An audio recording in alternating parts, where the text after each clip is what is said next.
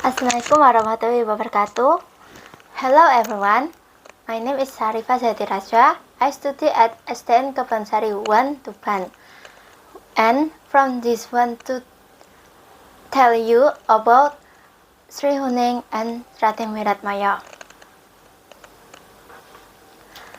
Sri Huning was still busy stroking a flower in his pen. The red rose, given by Kanda Wiratmaya, is now wilting.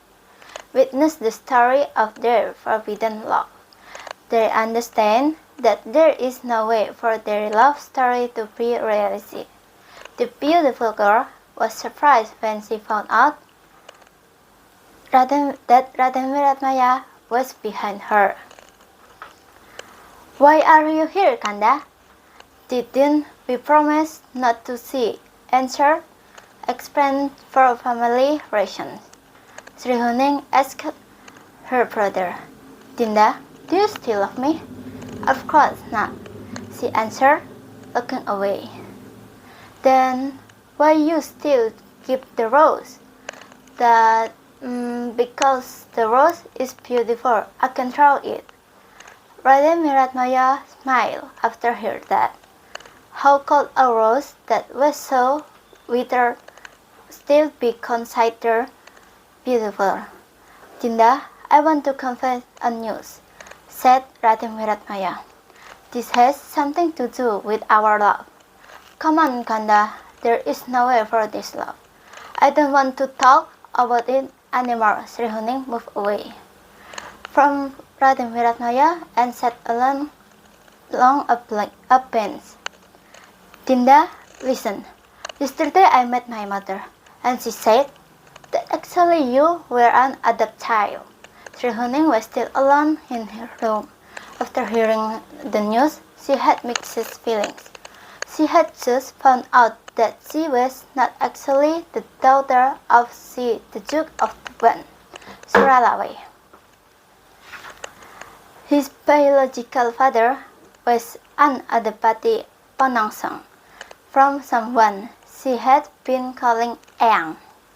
During the war, when the Duke of Ranggalawe was attacked by thousands of arrows, his father used the umbrella to protect his master, but not Wangsumpati. So he was killed by an arrow during the Majapahit War. That incident, his biological mother, who is currently nowhere to be found, handed over little Sri Huning to Raden Wiratmaya's mother.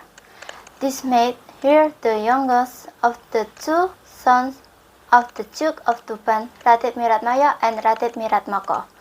Raden Wiratmaya said that he would marry her, meaning that Sri Huning would become the daughter-in-law of Suralawai and her mother of the Duke of Tuban later. Not wanting to waste any more time, the next day, Raden Wiratmaya and Sri Huning rose to meet their father. With a goal, Raden Wiratmaya explained his will to marry her. He also said that the two already knew the truth that they were not siblings. Hearing everything, their father was silent. His face looked confused. Time goes without talking, can wait for an answer. Finally, Raden Wiratmaya spoke up. "Why are you so silent?" "I'm sorry, my son. That is not what I meant. But you already proposed the Duke of Bojonegoro to be his daughter's husband.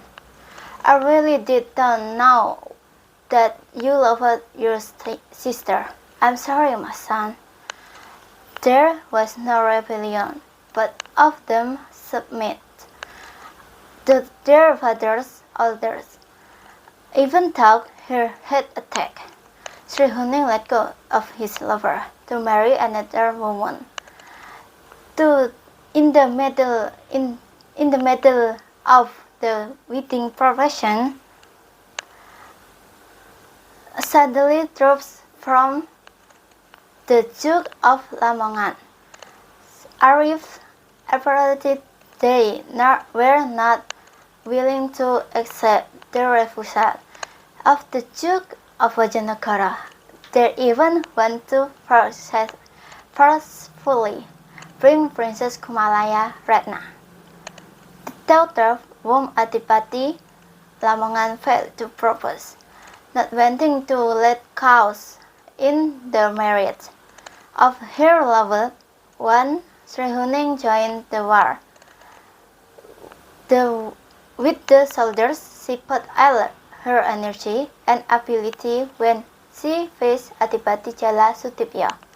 But fate said otherwise. Srihuning, following in the footsteps of her biological father, died in the Battle of Friedrichsburg, the Duke of Tuban family.